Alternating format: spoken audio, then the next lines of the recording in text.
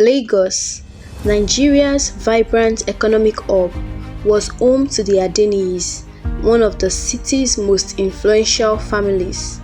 They resided in the exclusive Ikoyi neighborhood, renowned for its opulent atmosphere. The Adenis' grand estate, situated on Bordilon Road, was a testament to their wealth and status. Behind the intricately designed gates and lush greenery, the family's majestic mansion stood tall. Its sleek modern architecture was a blend of glass, steel and marble. The interior was a masterpiece of luxury, with crystal chandeliers, polished hardwood floors and lavish artwork adorning the walls. Omowunmi Adeniyi, the apple of her parents' eyes, was the sole heir to this opulent lifestyle. Born after 5 years of prayer and anticipation, her arrival was celebrated with unparalleled joy. Her parents, Mr. and Mrs. Adeniyi, spared no expense in ensuring their daughter's life was a fairy tale, especially her mom.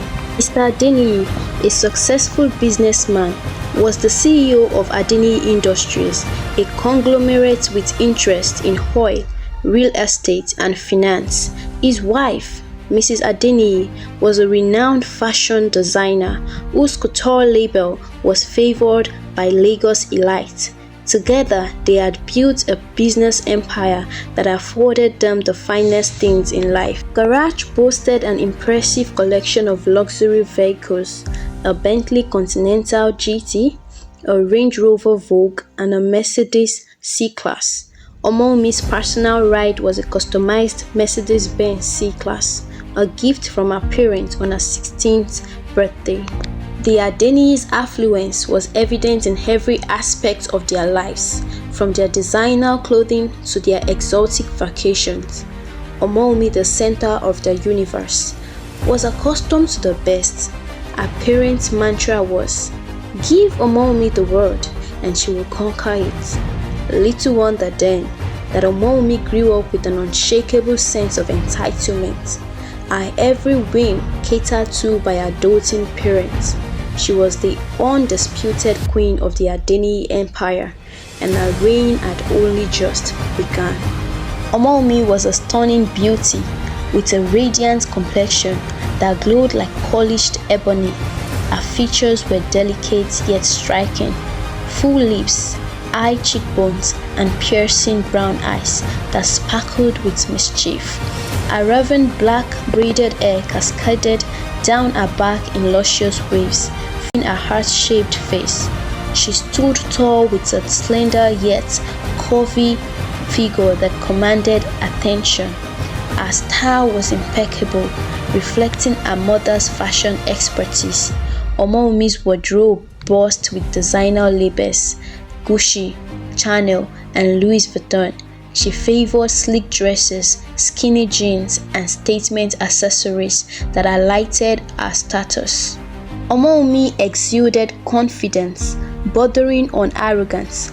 Her privileged upbringing had instilled an unshakable sense of self-importance.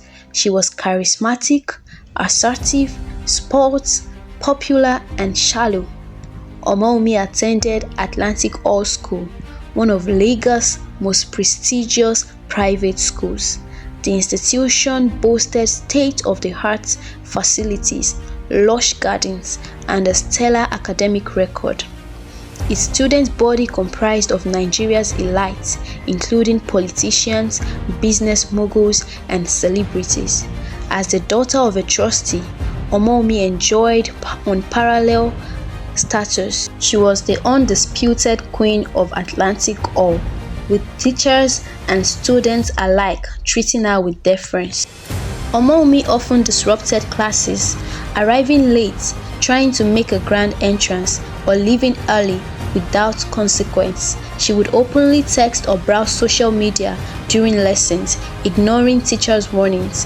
When called out, she would smile sweetly, mentioning her father's name, and the teacher would back down. Her classmates admired and feared her simultaneously. Some tried to emulate our confidence and style, while others resented our entitled attitude. Omowunmi's boyfriend, Toby, was a school star athlete and son of a prominent politician. Their on-again, off-again relationship was the stuff of legend, with rumors of lavish gifts and exotic gateways. Mrs. Oyebade, Omowunmi's English teacher, struggled to rein her in. "Omowunmi, your father's position doesn't excuse your behavior," she would say, only to receive a dismissive smile. "Sorry, Mrs. O," Omowunmi would coo. "Daddy will sort it out." And indeed, Mr. Adeniyi's influence ensured Omowunmi faced no serious consequences.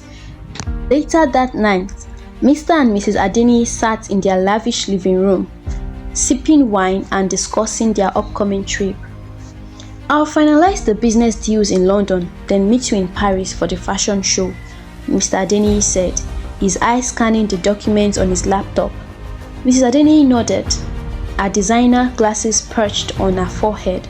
"I'll make sure to attend all the necessary events. When do we leave?" "Next week, we'll be away for about 6 months," Mr. Adeniyi replied, setting his glass aside. Mrs. Adeniyi's expression turned concerned. "What about Omowunmi? Have you spoken to her aunt?" "Yes, Funmi agreed to take her in. It's time Omowunmi learns to adapt to a simpler life," Mr. Adeniyi said, his voice firm. Mrs. Adeniyi's brow furrowed. "But will she adjust? She's always been getting what she wants." Mr. Adeniyi's expression softened. "That's exactly why we are doing this. We can't keep shielding her from reality. It's time she learns the value of hard work." Mrs. Adeniyi sighed. I hope Funmi can handle her." "Oh, Funmi is the perfect person for this. She will provide the stability and guidance Omowunmi needs," Mr. Adeniyi reassured. The conversation drifted to logistics, school arrangements, travel plans and business matters. As they discussed the details, Omowunmi's name was mentioned several times, but her presence was noticeably absent from the conversation. The parents focused on their own lives, their daughter's well-being secondary to their business and social obligations. Thus, Omowunmi slept peacefully, oblivious to the changes awaiting her. Her world was about to be turned upside down, but for now, she rested, surrounded by the luxuries she took for granted. To be continued.